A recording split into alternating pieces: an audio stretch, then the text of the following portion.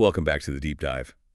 Today, we're doing a deep analysis of, well, something you interact with dozens of times a day, the persuasive power of online headlines.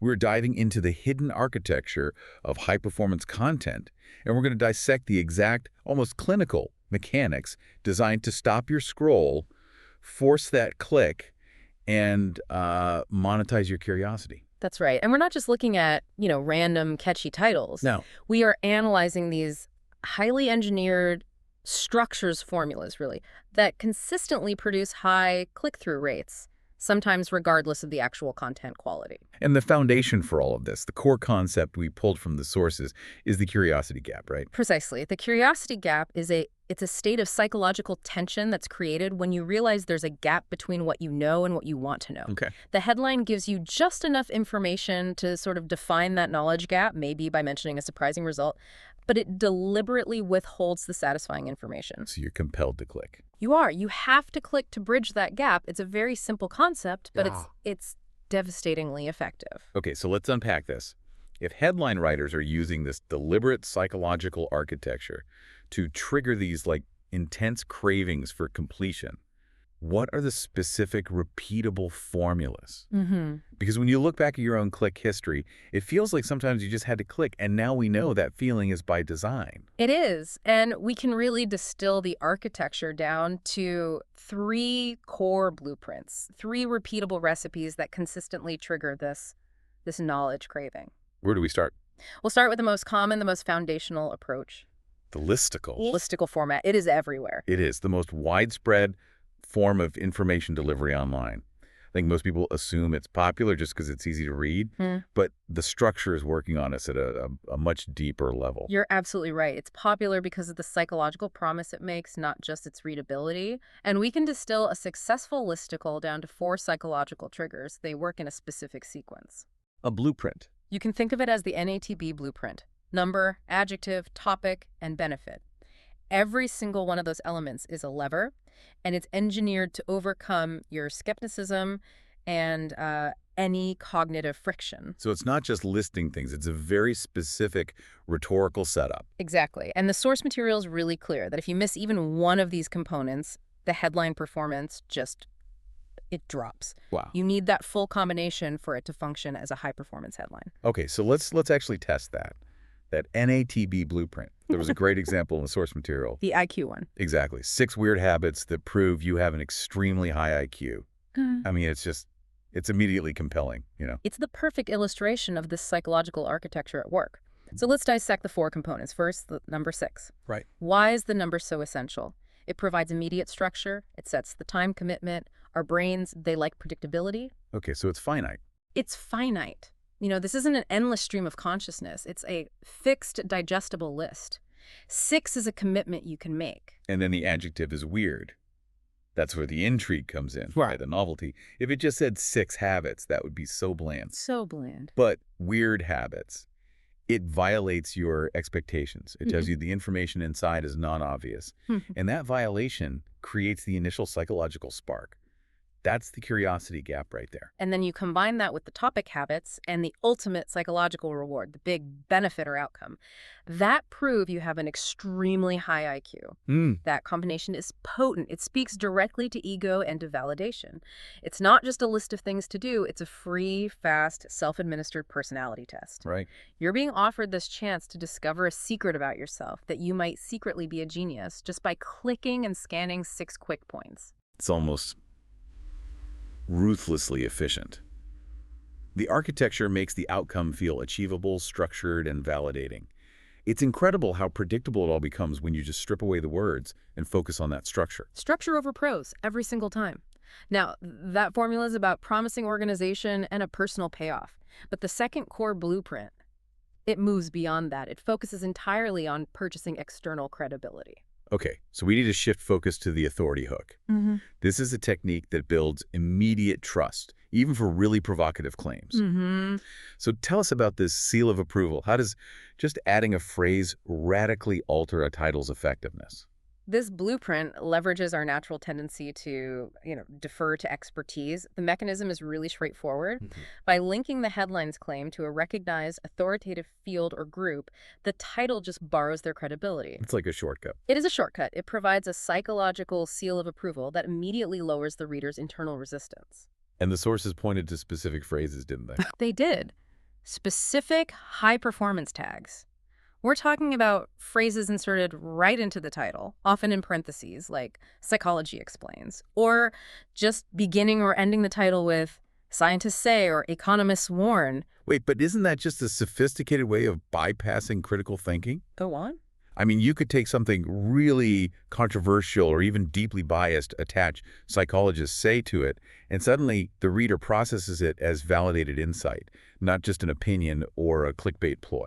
That is precisely the genius and the pitfall of the technique. What's fascinating here is the speed with which trust is bought and sold online. Yeah. We don't stop to verify the study or the context or the credentials of these psychologists. We just see the authoritative tag, and the claim instantly feels more reliable. That little bracketed phrase is the cheapest currency used online to buy your trust. And the data proves it works. Every time. It seems like these headlines exploit the emotional fatigue of modern life.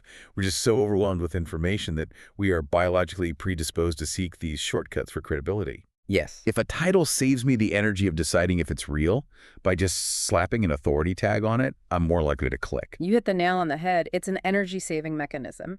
Linking a claim to a recognized field immediately enhances its perceived reliability. It lets the reader sort of outsource their due diligence. And this raises a really important question for you, the learner, in your daily consumption. How often are you practicing critical thinking when you see this kind of manufactured authority? We have to check ourselves. You do. When a headline starts with "experts agree," that's usually designed to disarm your skepticism from the get-go. That structural trick is so powerful. Okay, so the listicle promises organization and payoff. The authority hook promises credibility and safety. But the third formula, this is where the tension becomes the entire engine of the headline. We're talking about challenging norms through counterintuitive claims. This is definitely the most sophisticated approach because it doesn't rely on structure or outside credibility. It relies on internal conflict. Cognitive dissonance. Exactly. These titles succeed by creating a tension between the traditional difficult solution and the actual surprising or easy solution they promise. They're basically promising a cheat code for life. They go directly against common sense to just maximize that curiosity gap. You read the title and you think, wait, that shouldn't be possible. Right. If it were that easy, everyone would be doing it. And you click because your brain just has to reconcile that contradiction. The contradiction is the hook. And the sources gave us two incredible, specific examples that perfectly illustrate this tension. Let's get into the first one, the addiction example. The claim is, how I quit my addiction without deleting the app. Okay, think about the established painful norm here. If you want to quit an addiction to an app, what's the traditional solution? Friction. You delete the app, you block the site, you create as much resistance as possible. Exactly, maximum resistance. But this headline promises the full reward, quitting the addiction without the expected painful sacrifice. The tension is entirely in that shortcut being offered. It's an almost irresistible offer. How do you quit without removing the thing? Yes. It promises some psychological secret or a cognitive trick that transcends the need for painful action. I mean, that is the definition of a psychological hook. It promises the result without the pain. Now compare that to the second example. It operates on a similar tension, but it uses the scale of effort versus outcome. This is the 5 tiny Japanese habits that make a massive difference. That's one. I see the structure instantly. It's almost a listicle, but the adjective tiny and the outcome massive difference are deliberately contradictory. Exactly. We expect a massive difference to require massive change, don't we? Of course. If you want massive results, you have to commit to massive effort. But this title promises extreme efficiency. It's 5 tiny, easily digestible, culturally specific secrets that result in an exponential difference in your life. It appeals to our desire for maximum return on minimal investment. And for you, the learner, these counterintuitive claims are just so effective because they appeal directly to your desire for quick but thorough knowledge. They suggest that the truly valuable insights are simple. Simple, hidden, and easily digestible. A small, easily implemented secret, a tiny habit, can unlock exponential results. And that makes the information feel highly valuable and urgent before you've even read a single word. So we've completed our deep dive into this high-performance headline architecture. We've identified 3 core pillars that consistently direct our attention. That's right. We started with the structure and promised organization of the listicle blueprint, where, the number, adjective, topic, and benefit work in sequence. Then the authority hook. Then we moved to the manufactured credibility provided by the psychological authority hook, which just buys your trust with a simple parenthetical phrase. And finally, the counterintuitive claims. And finally, we explored that internal conflict and the irresistible shortcut appeal of those claims. So what does this all mean for someone navigating the modern information landscape? I mean, beyond just recognizing a successful headline, why does understanding this architecture matter? It means you are no longer a passive target. You are now aware of the specific psychological levers being pulled to direct your attention and control the flow of information. These headlines are not randomly catchy. They are following a data-validated blueprint designed to maximize engagement. It gives you a cognitive advantage. A tremendous advantage. When you see 8 unbelievable secrets, or a title prefaced with neuroscientists say, you can immediately recognize the structural trick being used. And make a conscious choice. And make a conscious decision about whether to engage based on the potential quality of the content, rather than just, succumbing to psychological manipulation. This knowledge provides you with cognitive protection in an environment of information overload. That is a profound tool to take away. And if we connect this to the bigger picture, think about this. Given that these successful formulas all leverage our innate curiosity, our respect for authority, and our desire for efficiency, consider how you might apply this knowledge, not just to consume information critically, but to frame your own communications. Interesting. You now hold the blueprint for attention. Whether you're writing an important internal email, or preparing a presentation title for a key stakeholder, or even just framing a meeting agenda, don't just state the topic. Create a curiosity gap. Use the blueprint. Use the blueprint. Right. Use a number. Attach a specific desirable benefit, or frame the outcome as an efficient, counterintuitive shortcut. The architecture of attention isn't just about grabbing clicks. It's about ensuring your own valuable message is heard and acted upon.